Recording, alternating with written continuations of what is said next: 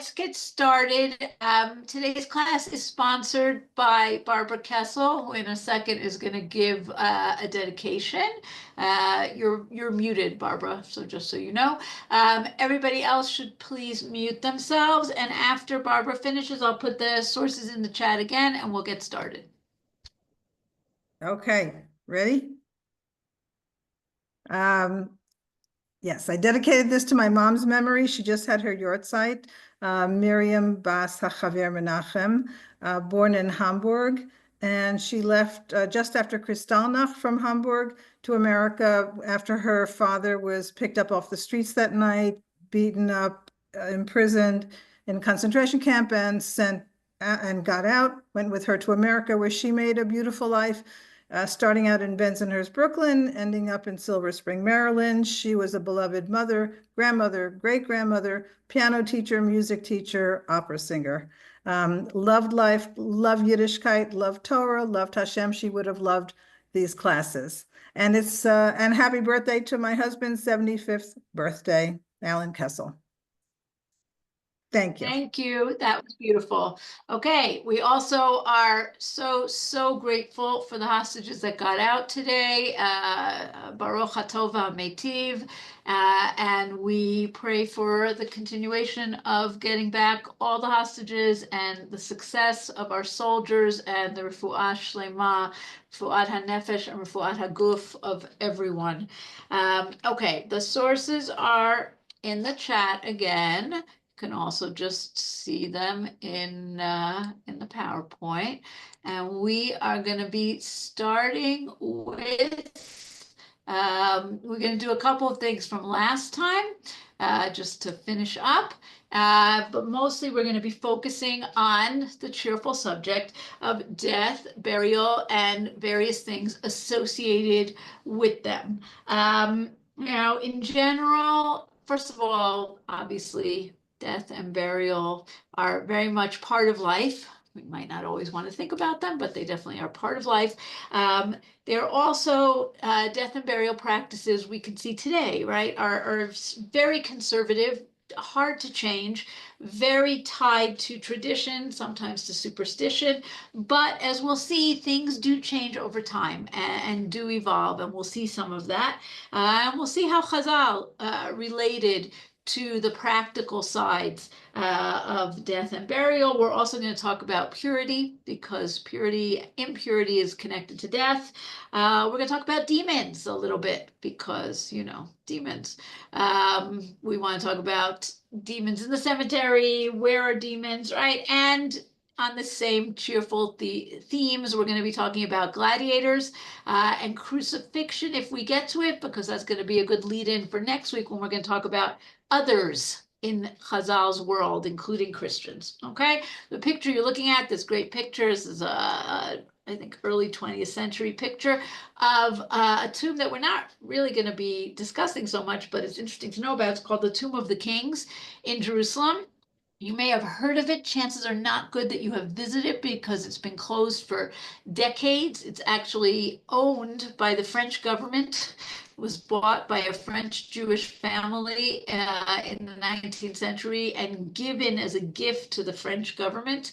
And there's been a lot of argument over them opening it up to the public. It's called the Tomb of the Kings because it was first discovered in the late 19th century by an archaeologist named Felix de Saussy.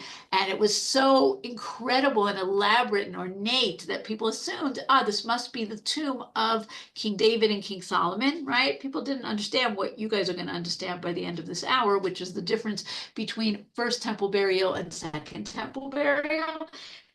Today, we are pretty sure that this was a tomb of a very wealthy and important woman in Second Temple times, Queen Helene Hamalka, gorgeous ossuary that was discovered. Today it's in the Louvre, and it has an inscription in Aramaic, an inscription in Palmyrian, right? This is Palmyra, Tadmor, near where Queen Helene came from, and it says Tzadan Mal Malkita, right? Sadan, our queen. So very interesting and a good introduction to our topic.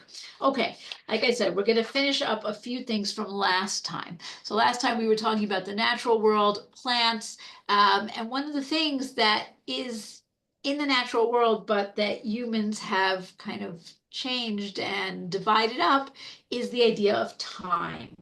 And how do you tell time? Now, perhaps the most important thing to understand about time in the ancient world is that nobody ever needs to know what time it is. There are very, very few people who need to know what time it is. Nobody says, let's meet at 12:30, okay? Nobody says that. And they certainly do not know time to the milliseconds like we know it today, okay? What do most people do? They wake up when the sun rises, they go to work. When the sun sets, they come home and they go to sleep. Who does need to know what time it is? Okay, so first of all, people who are in the Beit HaMikdash, right? People in the Beit HaMikdash need to know what time it is because sacrifices are time bound and other ritual things are time bound. Okay. Plus, you might have, right, anyone who's learning Daf Yomi now in Sanhedrin, talking about questioning the witnesses. So you want to know, when did they see whatever crime they claimed that they saw? What hour of the day? Was it in the morning? Was it in the afternoon? So sometimes you do want to know these things. And obviously, you need to know when Shabbat is starting. So occasionally, you need to know what time it is. How did people tell time in the ancient world? First of all, there's all kinds of Roman descriptions of time, which we see in Chazal. Okay? The Romans talk about ante and post noon, right? Before noon and afternoon, which Chazal talk about also, right? They talk about the fifth hour is before the noon, and the seventh hour is after the noon. They talk about watches of the night. Okay, the night is divided up into different periods. We hear about this already in the Gemara and Brachot, right? And the Kohanim in the second watch of the night, and you divide up the night. We hear about Romans have the same idea that Chazal have, which is called Sha'ot Zmaniot, dividing up the time between sunrise and sunset into 12 hours, right? Hours as in not 60 minutes, but 12 sections, so that in the summer, an hour is longer, and in the winter, an hour is shorter. Okay, so the Romans have all these ideas. Chazal have the same ideas. So when we encounter them, that's always very interesting. How do people practically tell time? They had what's called a sundial, okay, which you can see here, and Chazal are certainly very aware of. Okay, they're aware of it. Torah is aware of the Navi is aware of it. We hear about a sundial with Chizkiyahu, right? That's our first source here. Okay, the prophet Isaiah called to the Lord, and he made the shadow which had descended on the dial of Achaz recede 10 steps, right? This is when Chizkiyahu is sick and time kind of goes backwards, changes, right? In Chazal, we hear about hours, like we said, connected to korbanot. So here you have in the Mishnah and Pesachim, Rabbi Meir says, when we eat chametz the whole of 5 hours and burn it at the beginning of the 6th. Rabbi Yehuda said, when we eat 4 hours and suspend the whole of the 5th and burn it at the beginning of the 6th. How did you know what those hours were? Most people did not have a sundial. You didn't have a pocket sundial, right? Or a wrist sundial. How do people know this? The Kohanim, the Leviim were in charge. Okay, in terms of eating chametz, they would put something up on the walls around the azara so people would see it. We found an amazing inscription. You have a drawing of it over here by the corner of the southern and the western walls around the Beit HaMikdash, around the Temple Mount, not the Beit HaMikdash. The inscription says, in very nice, easy to read Hebrew letters, Libet Hatki'ah lehav, it's cut off, we don't know. What's a beit hatkiyah? The Gemara talks about it. The Gemara talks about how on Erev Shabbos, right, the Leviim, a Levi would go up to this corner, this high place, and would blow a shofar to tell everybody Shabbat is coming. Okay, we have found sundials. Okay, the one on the top here is from the mansions of the Kohanim, the Herodian quarter. in Jerusalem. Okay, and it's actually really neat because it's a small one. It really is a pocket sundial. Okay, but they're rare. We don't find them a lot. This one on the bottom is not a Jewish one. It was found. It's a Roman one. Obviously, it's the same thing, but found not in the land of Israel. Okay, the technique is that you have this stick that casts a shadow. Chazal know about it. Chazal talk about it. They talk about an even sha'ot. Okay, if you look at the last source here, what are they talking about in the context of? What Chazal are often talking about. Does it become impure? Okay, three things Rabbi Tzadok declared able to become impure, and the sages declared pure. The nail of a money changer, right? What he hangs up his table on, the closet of grinders, and the nail of a stone sundial. Okay, this thing, the even sha'ot, the thing that sticks out, can become impure according to Rabbi Tzadok. Interesting for our purposes because it tells us that they're aware of this. Let's say you don't have a sundial. Do we have other ways that you can tell the time in order to have to light your Shabbat candles and to start Shabbat? So that's our third source over here.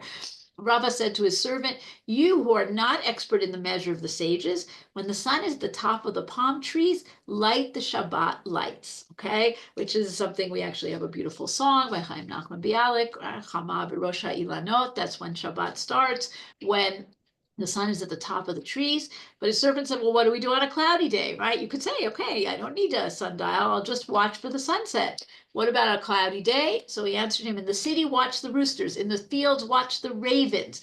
Alternately, you can watch the plants," right? If you're really very observant, you will see that plants that their flowers open up in the sun start to close up as the day comes to an end, right?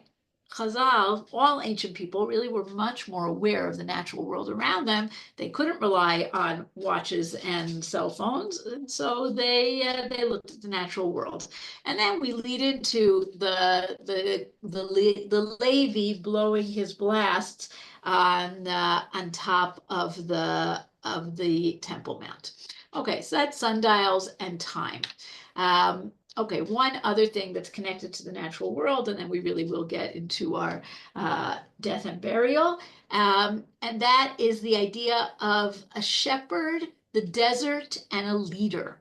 Okay, we have this great phrase in the Gemara in Sanhedrin. You see it in the middle here, which is talking about Moshe and Yoshua and who's going to be the leader. Amar lo HaKadosh Baruch Hu, Tol makel v'hach al kod kodam. Okay, hit those guys over the head, the people who want to rule with you.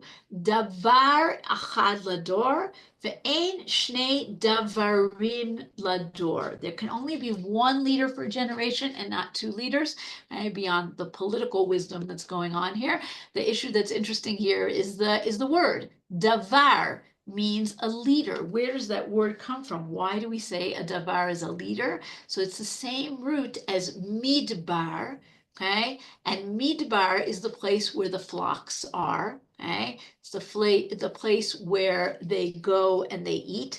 And it's the place that the davar leads his flock. If you look in Targum Onkelos up here on the top, I didn't write where it's from. It's from Shmot, from last 2 weeks ago Parsha, right? Moshe have a ra'e yat ana di yitro chamuhi. Moshe was the shepherd for his father-in-law Yitro, chamuhi Rabba de Midian, the leader of Midian. Udavar yat ana, and he would lead the sheep. He would lead them into the desert. Okay, so this idea that you have a leader who is a leader of the flock, who is a leader of his animals, is then taken to mean a human leader as well.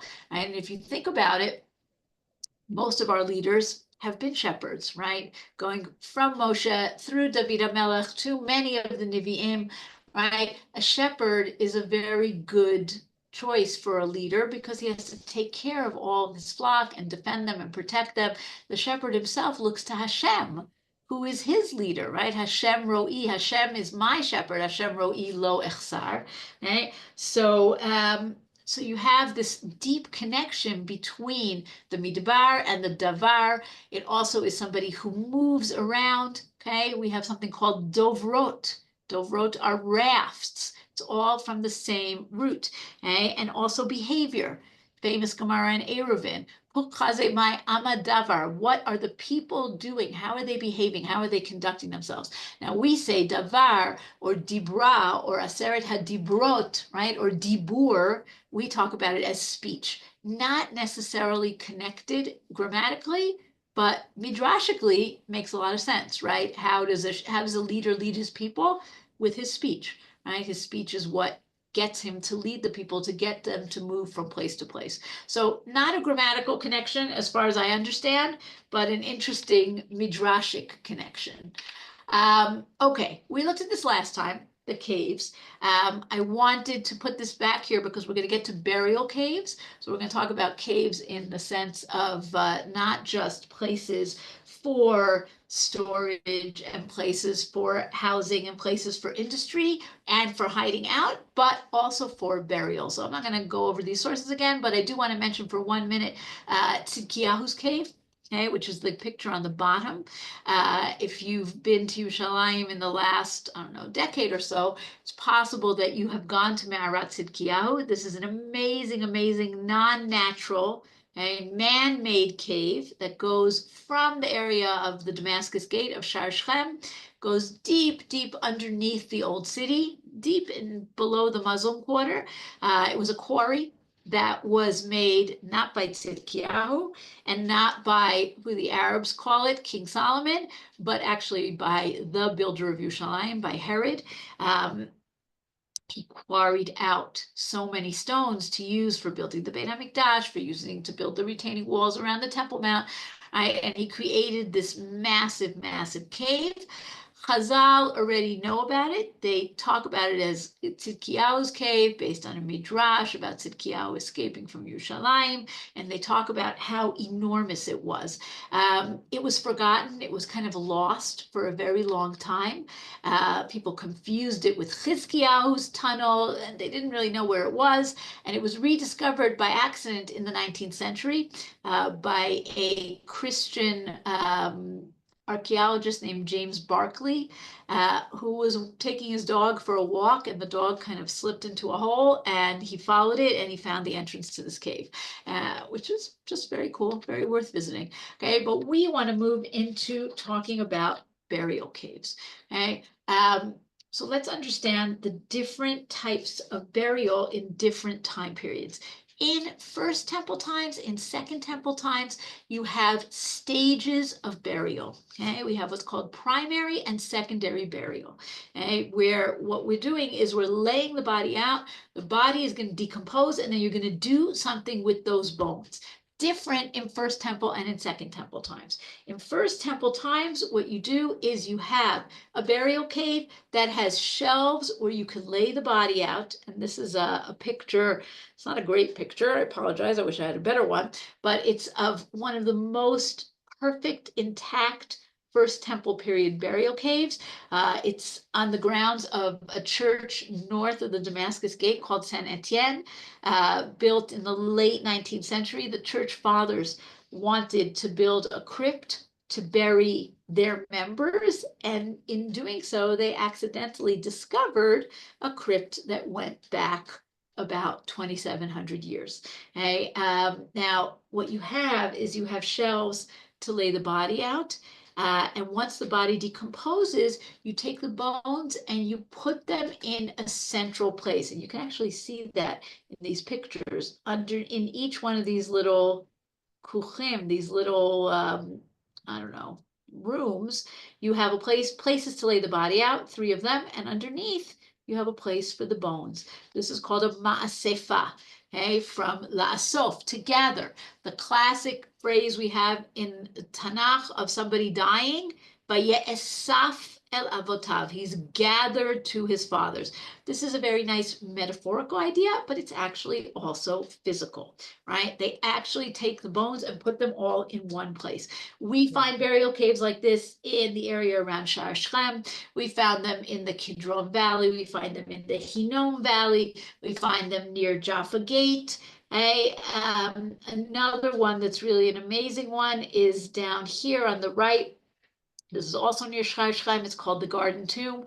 Today, it's a very important place for Protestant Christians who think that this is the tomb of Jesus. It is an ancient tomb. They're off by about 700 years. Okay, it's actually much older than they think it is. It's a Bayit Rishon and not a Bayit Sheni grave. Why do we have this idea that all the bones are put together? It's a bit of a strange idea, right? For us today, when we are so careful about making sure that people have their own individual burial. But in Bayit Rishon times, we know that this was the idea, maybe because individualism, individual prayer, individual worship, individual study was not as important. It was much more about the community, the family, the nation. Okay, another great example that we have of this is the famous vision of Yechezkel, right? The dry bones. God puts him in this valley, right, of the Bik'ah of the Atzamot HaYeveshot. There's this whole valley that's filled with bones. Hatichiena Atzamot Ha'elu, are these bones going to come back to life? And says God, and Yechezkel says, I don't know. And God says, yes, they are. And then they come back to life. Now it's a vision, okay. But in the vision, nobody worries, are these your bones? Are these my bones? The bones are just coming back to life, okay? That's going to change in Bayit Sheni times. But before we get to that, okay, another two more really interesting burial cave stories. Okay, this is of a cluster of burial caves that were discovered in a place called Ketef Hinom. It's above Gei Ben Hinnom. Okay, today we know it as the place that's like right near the Begin Center, if that's meaningful to people. It was discovered in the 70s. It was excavated by somebody named Gabi Barkai, one of the most important Jerusalem archaeologists. And you can see it doesn't look like a cave because it fell in, but you can see where this guy is lying here. It has these nice little headrests for laying the body out till the body decomposes. Now, one of the things we're going to see in a minute is that people buried with stuff. Again, very different from what we do today. But we know that Jews, just like everybody else, buried with stuff. We rarely find the stuff because grave robbers found it first.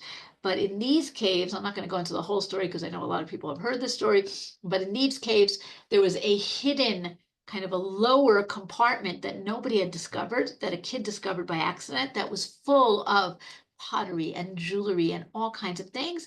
Most significantly, with two small rolled up pieces of silver.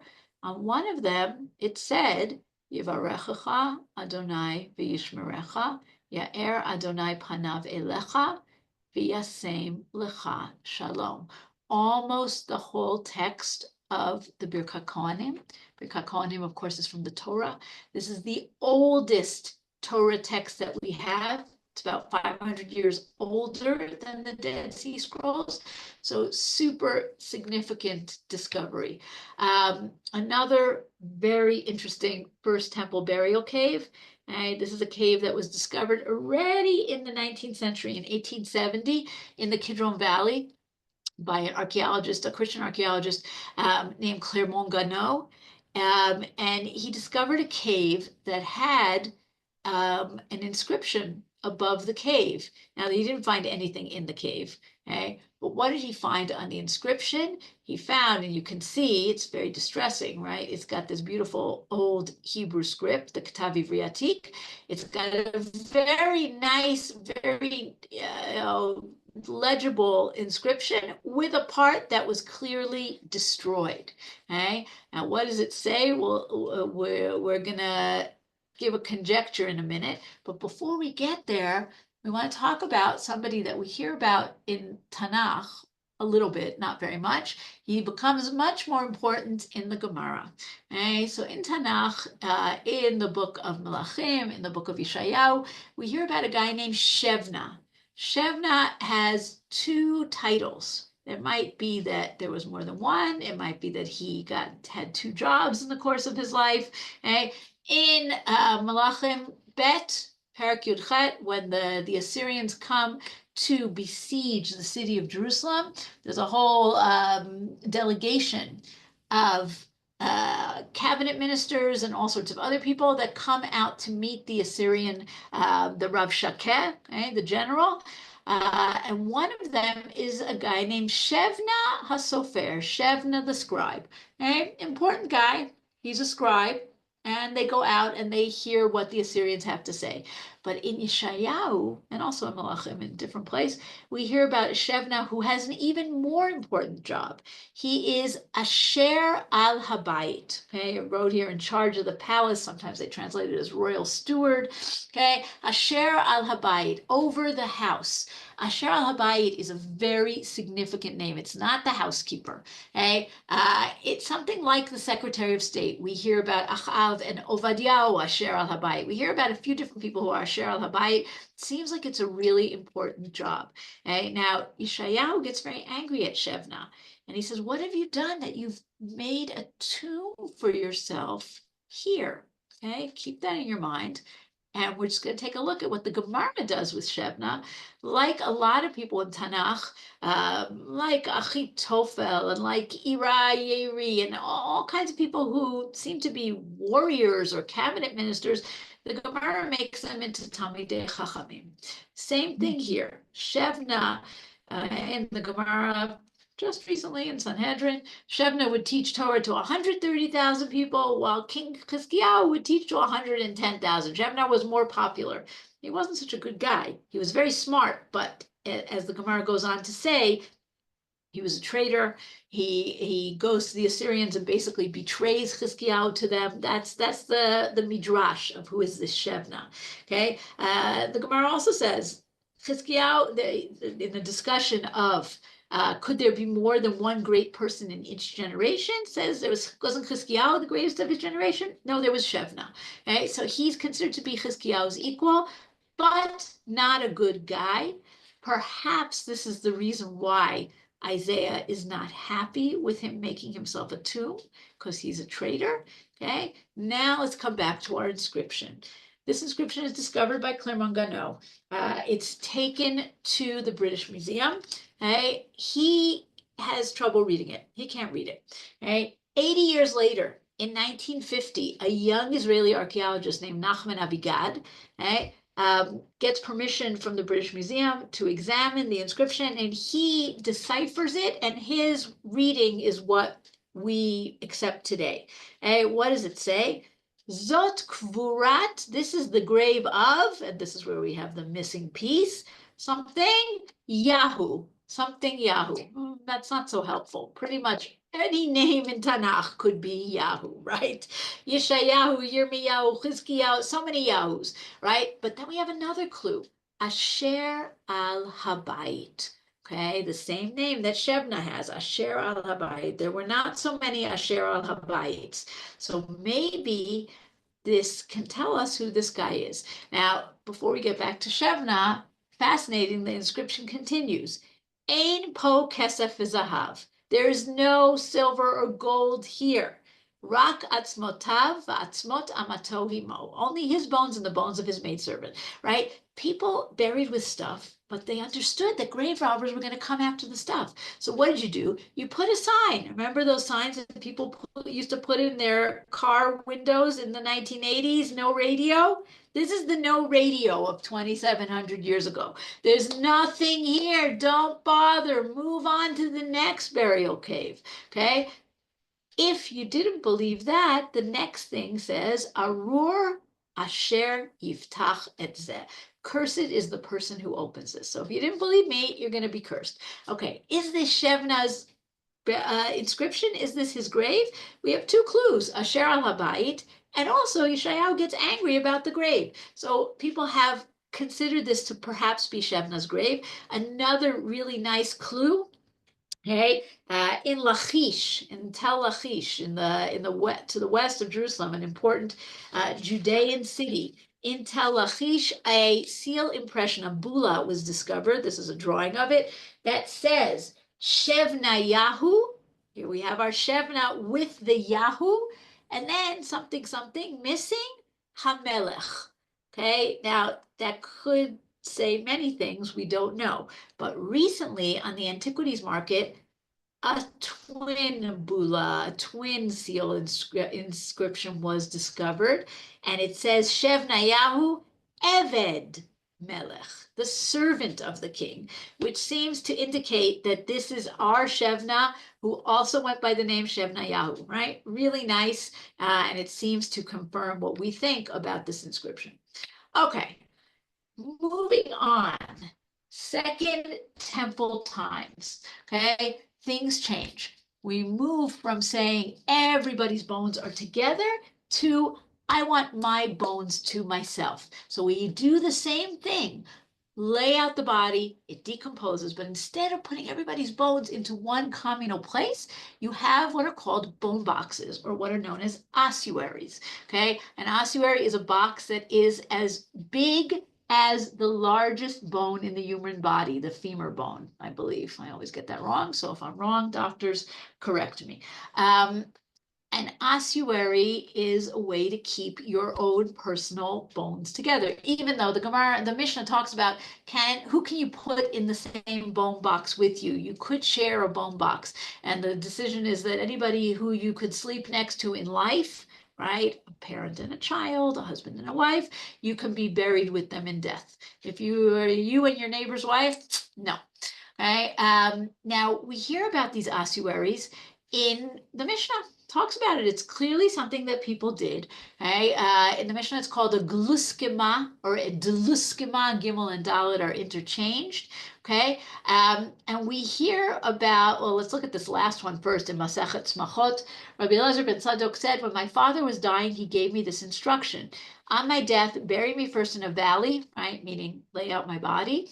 Later, gather my bones and place them in a cedar coffin, in a gluskima, but do not gather them with your hands. And I did so for him. So this was something that people did. Now realize all these burial things, by the way, most people get buried in a field somewhere. This is for the people who have the means to have a private family burial cave. But we find lots of these ossuaries, especially around Yerushalayim, okay, made out of stone, because we're talking about late Second Temple times and right afterwards, where Jews were very, very, very careful not to have imagery. Okay, what we'll find as they're often very richly and beautifully decorated, but only with like rosettes, geometrical patterns, sometimes with writing. We'll get to the writing in a minute. Okay, other references that we have to these ossuaries, right, and to gathering bones. Take a look at the first source here. Rabbi Meir stated, a person may gather the bones of his father or mother on Chol Moed because it is a source of joy for him, meaning it's a stage in the mourning process, right? Just like it's good to get up from Shiva, it's good to have a yortzeit, right? It's another stage. So he says this is a time of joy. Rabbi Yossi says, no, no, no, it's a source of mourning for him. He's not allowed to do this on Chol Moed. So this is the difference of opinion. And again, same Mishnah later, one may not dig crypts or graves, right? Kuchim, this is a kuch, a little room inside a burial cave on Chol HaMoed. Why do we move from this individual to, from the communal to the individual? So some people say it's an internal change, right? Judaism changes from being much more community national oriented to being more individual, serving Hashem my own way. Other people say, no, it's an external thing. It's a reaction to the fact that the Romans cremated, right, and put the bodies in an urn. We are obviously not doing that. So this is our halachic way of having our own individual way of burying. Interesting, right? You can have, it could be both. A couple of ossuaries that have inscriptions. This one is a particularly nice one. A, because it's easy to read, and B, because of what it says. Okay, if you look at it, let's do our, right, it says, starting from here, Simon Boneh Hechala. Simon, the builder of the Hechal, of the Beit HaMikdash. Okay, this is from the time that the temple is standing. This guy didn't want to write, right, all that beautiful stuff that Barbara gave us at the beginning of the dedication. He was a good father and a grandfather, and he loved this, and he did that. No, what's the one thing he wants on his ossuary? He's a builder of the temple. Okay, that was what was important to him. And when we say builder, we're not talking about Herod. We're talking about a guy who was a stonemason, right? Did something like that. So this is what he wants on his ossuary. Other ossuaries we have, if you go to the Israel Museum, you'll see a beautiful one that is very, very intricately decorated. It says Yosef ben Kappa. And some people suggest that this is Caiaphas, the Kohen Gadol that's in the stories in the New Testament about Jesus. Maybe, maybe not. About 10, 15 years ago, there was a discovery of a burial cave in Talpiot that had on it Yaakov Ach Yeshua, right? James, the brother of Jesus. People made a very, very big deal about this. Was it that Jesus? Was it a different, right? Very interesting. But ossuary is definitely something that we find all over the place, and were the way that people buried in Second Temple times, um, unless you were someone like Herod or significantly wealthy, in other ways. And then you made these fabulous monuments, which look a lot like the burial monuments in Petra. Okay, what the Nabateans made. These, of course, on the left here are from the Kidron Valley. Okay, Yad Avshalom is not in the picture, it's over there, but we have what's called Kever Zechariah, Kever B'nai Chizir. You have these very ornate, enormous monuments which have a part that's signifying the body, right? And that's called the kever. And then you have this top part, which is called the nefesh, which is most to signify the soul going up to heaven. This is a replica of what we think Herod's tomb looked like at Herodian. And these are these fabulous monuments that we find in various places, but most people had much more modest burial caves. Okay, finally, the last stage that we're going to talk about in terms of the time period of Chazal, after the Bar Kokhba revolt, we still find burial caves with ossuaries. It's not that they disappear completely, right? And you even find people being buried directly in the ground, but we start to find something new called a sarcophagus. Right? Sarcophagus is not new, it goes back to ancient times, but Jews start using it where we forget this two steps, right? We take the whole body, similar to what we do today, at least in Chutz La'aretz, not in Eretz Yisrael, where we take the whole body and we put it in a coffin.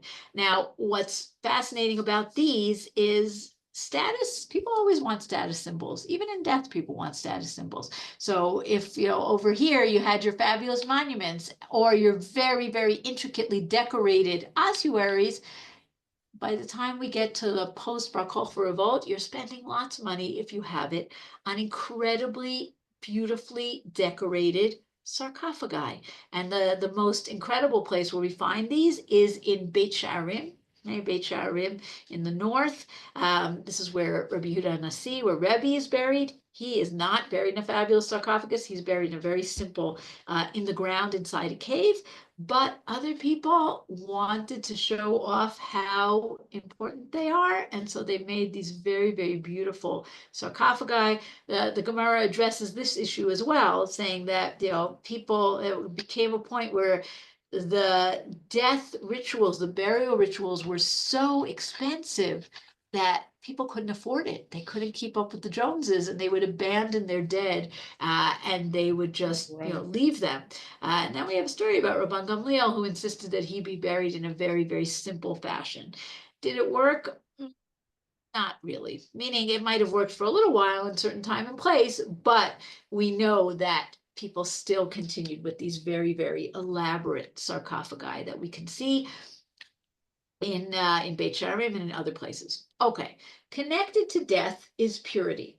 Okay, why? Because what makes something impure? Death, right? Whether it's a dead body, a dead animal, or a woman who's menstruating, a nida, because that's also a form of death. So that's really why I put it in here. So let's talk a little about what becomes impure. We are not going to go into all the details of how things become pure, how things become pure. Anybody who has learned any Mishnah or Gemara knows that Chazal are very, very detail oriented, let's put it that way. And there are many, many, many halachot, and I am definitely not an expert in them at all, but I do want to talk a little bit about where we see this in archaeology, right? So we have a few halachot that are important, okay? Torah says, Adam ki amut ba'ohel, a person dies in a tent, everything that is in the tent becomes impure. Okay, now we're going to see that that's true of in the Torah. It says everything that's open, right, with no lid shall be impure. Chazal say that that's true for pottery, but for metal dishes, the impurity goes through. Okay, so first of all, if you have a closed space, like your kitchen, and somebody drops dead in your kitchen, all of the dishes there become impure. Okay, so we're talking about metal dishes and glass and wood and fabric and leather, and of course, pottery, which is the most ubiquitous kind of dish. There are very, very few exceptions. Okay, and in the Gemara and Menachot, we have the exceptions: stone vessels, dung vessels, right? You could make things out of dung, and earth vessels, meaning stuff that's made out of mud, which is pottery, but it's not fired, are not susceptible to ritual impurity, neither by Torah law nor by rabbinic law. Okay. Now, dung vessels, not so lovely for your food. Earthenware vessels that are not fired, not going to last so long. What's the most practical of these three? Stone. Okay. And if you could afford it, and if you, particularly if you were a Kohen, a Levi, that you need to eat things b'tahara, impurity, you are going to get stone vessels. It costs more money, but it's a good investment, because we will see that if your pottery vessels become impure, there's nothing you can do about it. You can't use them anymore. But your stone vessels stay pure forever. Now, add to that the fact that you have many people who come to Jerusalem from the countryside and learn how to be stonemasons when Herod is rebuilding the Beit HaMikdash. There's a lot of stonework, beautiful, beautiful, all those Herodian stones with the borders. Now they work on the Beit HaMikdash, but when that work is over, they're not going home to the farm. They now have a profession. They like the big city. What are they going to do with this skill? So we have all those stone ossuaries, and we have all these stone dishes. So there's a supply, right? There are people who know how to make this, and there's a demand. People are fascinated and interested in Tara. And in the last 100, 200 years of Second Temple times, if you find stone vessels in a house, that is practically a guarantee that this is a Jewish home. Okay, they're very beautiful. They're hard to make, but we find them all over the place. We also find very interesting these stoppers. Okay, take a look. Okay, these are stoppers that you can put on different kinds of vessels. Why? Because when you make a cup, hey, what do you use? You take a chunk, a big rock, and you hollow it out. What are you going to do with all that stuff you've hollowed out? You need to do something with it. You're not going to waste it. So you make it into something small, like a stopper, like a lid. Okay, but a stopper can also be very useful, because as we see, if something is left uncovered, right? Take a look at the Mishnah here in Tarot. You left an Amaretz in your house to guard him. If you can see that those that enter and leave, only food and liquids and uncovered earthenware are unclean. But couches and seats and earthenware that have tightly fitting covers remain clean. Okay, let's say you have somebody who's not careful about purity. You don't know if he's impure or not. So some things are going to become impure. Your food, your liquids, your dishes that are not covered, they are considered to be tameh. But if you have pottery that's closed, like it says in the Torah, okay? If you have pottery that's closed, it has a tzamid patil, that's the pasuk afterwards, then it doesn't become impure. So you want to close up your pottery dishes. So we find this. Okay, one other thing that's very interesting, halacha.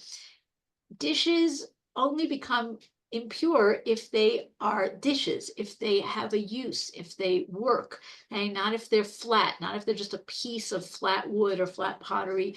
Okay, what if it's broken? We have a lot of halachic debates about that.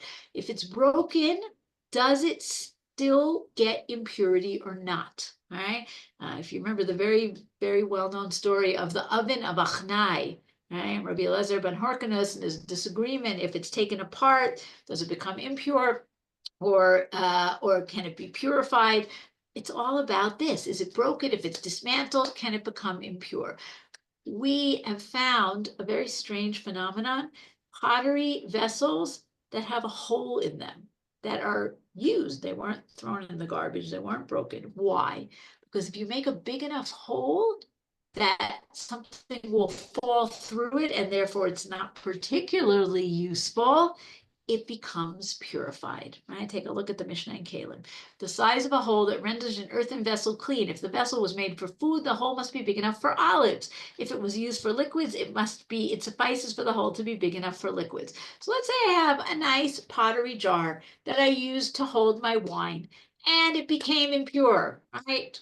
Great grandma dropped dead in the room where the jar was. I want to keep using it. It's useful. So I poke a hole in the bottom, and now I can't use it for wine anymore, but I could use it for something larger. I could store my pomegranates in it, right? So people wanted to find ways around these halachot because they are complicated halachot.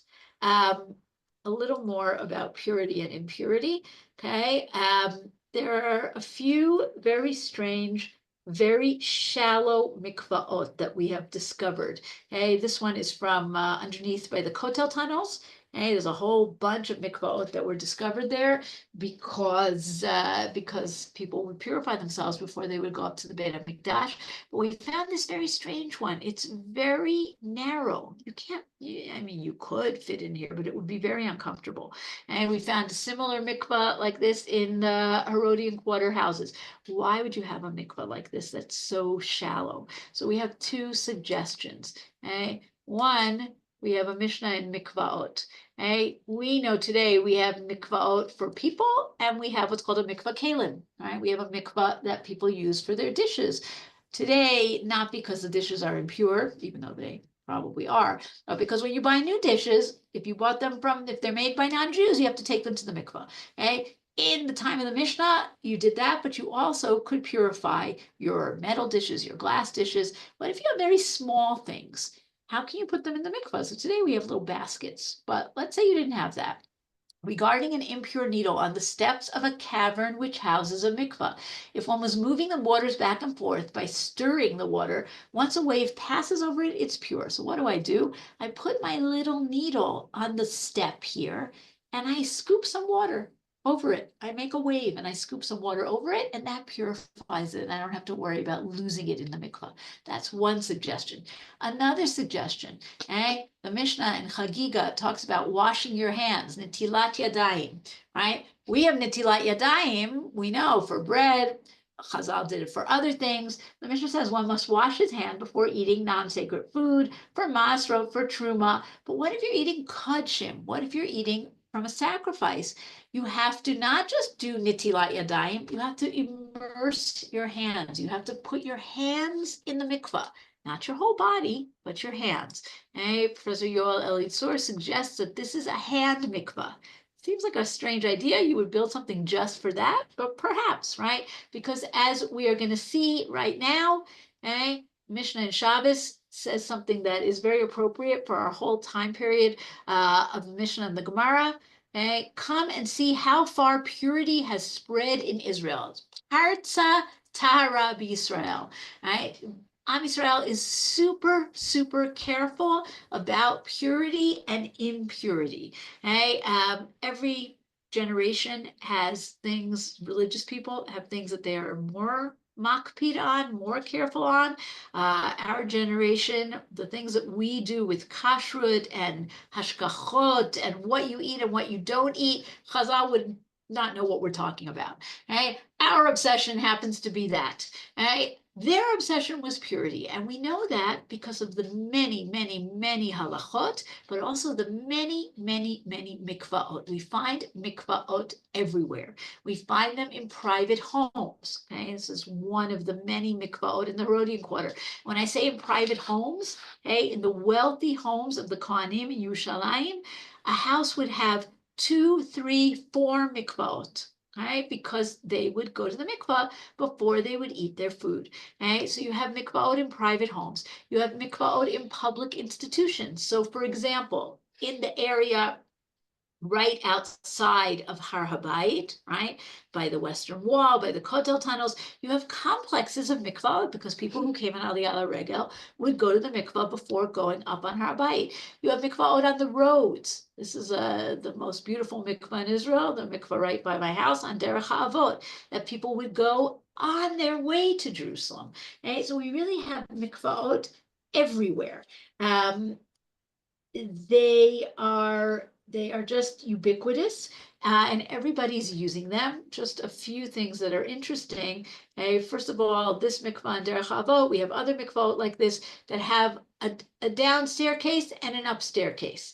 And we found many of these in Eretz Israel in the last century. We have a Gemara that talks about this that we didn't understand until we found these mikvahot. That's what you have over here. The way down to the place of immersion, they are impure. The way up, they are pure, since the way down is not the same as the way up. Lo kederech yiridatan derech aliyatan. And we now understand this because we see that there really are two ways to go.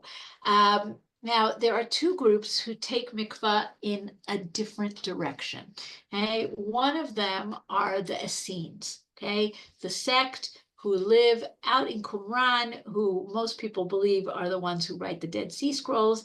They have out in the desert mikvaot everywhere, okay, filled by aqueducts, rainwater coming from Yerushalayim. They clearly use the mikvah very often, and Josephus, in his description of them, talks about how they would go to the mikvah every day before they ate. Right? That's what you have here. They assemble themselves. This is, they wake up, they go to work, then they assemble themselves together into one place. And when they have clothed themselves in white veils, they bathe their bodies in cold water. After this purification is over, they meet in an apartment, right? They go into the dining room in a pure manner and they sit down, right? And he describes the ritual they're eating. But what's fascinating about the Essenes is for the rabbinic Jews, right? For Prushim and also for the Tzdukim, mikvah is a technical thing, meaning being pure or impure is something technical. I came into contact with death. Now I have to purify myself. There's no judgment. It's a technical thing that if I don't purify myself, I can't eat from the sacrifices. I can't, all different kinds of things like that, but it's very technical. The Essenes take it a step further. They say, yes, this is a technical thing. We need to be pure before we eat our bread, but it's also something that's verging on the spiritual. And the next group takes it a step even further, and that's the Christians. Okay? Christians take mikvah, which they call baptism, and it becomes a spiritual transformation, right? And just brought you one source here. Hey, we hear about a guy named John the Baptist. What does John the Baptist do? He dunks people either in a mikvah or in a river. And we have this very famous baptism of Jesus by John at the Jordan River, which today, by the way, you can go to a site on the southern part of the Jordan and you'll see, well, in normal times, thousands of Christians coming to be baptized in the river because that's what John did to Jesus. Okay? Jesus came from Galilee to the Jordan to be baptized by John. John tried to deter him, saying, I need to be baptized to you by you. Do you come to me? Right? But the idea is it's not about purity and impurity. It's about spirituality, and that's baptism for Christians today. So it's a fascinating transition from something that's very technical, very halachic, to sort of semi-spiritual to completely spiritual, right? Very different approach.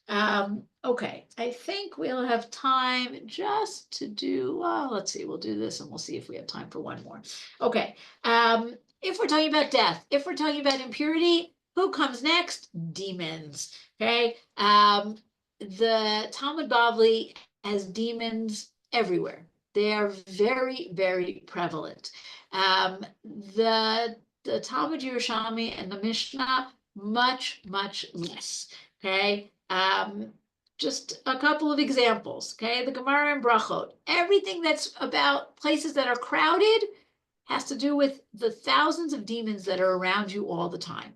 Hey, Rava said the crowding at the Kala is from the demons. The knees that are fatigued is from the demons. The clothes of those sages that wear out from friction with the demons. The feet that are in pain is from the demons. Demons are everywhere. There are thousands of them around you all the time. Not only that, they cause you a lot of trouble. You could be in danger if you go to the bathroom by yourself, if you walk in the fields by yourself, at night by yourself. Demons can be very dangerous and they can also deceive you. Okay, we have a Mishnah that says, if you're one who was thrown into a pit, and he said that anyone who hears his voice should write a bill of divorce for his wife, those who hear him should write the bill of divorce. That's the Mishnah, Eretz Yisrael, right? You hear somebody saying, write a bill of divorce for my wife because I'm going to die, you do it. The Gemara says, but what if the voice is a demon? How do we know it's a person and not a demon? Right? So Babylonians, lots of demonology in the general Babylonian culture. Okay? And the Gemara is very aware of this, right? Take a look here. I quote from Kohelet, Sharim v'sharot, Shidan, Shidot. Shidan, Shidot, in Babylonia, they said male demons and female demons. Shidan, Shidot. But Ma'arava in Eretz Yisrael, they said these words are referring to carriages. No demons, don't be silly. Hey, in the Gemara Pesachim, you have a long thing about why it's very bad to do things in pairs because the demons will get you if you do things in pairs and don't ever have 2 cups of wine, right? A whole long thing. But they said, but Ma'arava in the land of Israel in the West, they were not particular with regard to pairs. Okay, the demonology in Bavel becomes such a big deal that we actually have discovered in Babylonia in these bowls with Aramaic writing on them. They're called incantation bowls, and they are meant to get rid of the demons from your house. Now, there's a professor named Abigail Manikin-Bamberger who did a whole study on these demon bowls and what they say, and she said the language is very similar to how we write a get. Right? Fascinating. Meaning the Jews are taking the language of Gittin and they're using it to divorce themselves from the demons. So take a look. This is a divorce writ for Lilith, right? Lilith, the quintessential female demon. The curses which I have written for Emi, daughter of Kaki, and any name she has, right? That's what you write in a divorce. Any name, any nickname, right? Whatever name it is, that's the same thing we're going to use here. Now, what do we do with this stuff today, right? How do we deal with it? It's very strange for us, right? First of all, the Rambam does not like demons, says it's avodah zarah. Rav Aaron Soloveitchik gives a very interesting interpretation. He says, take the word demon and substitute for it the word germs. Okay, and then that makes a lot of sense. There are thousands of germs around us all the time.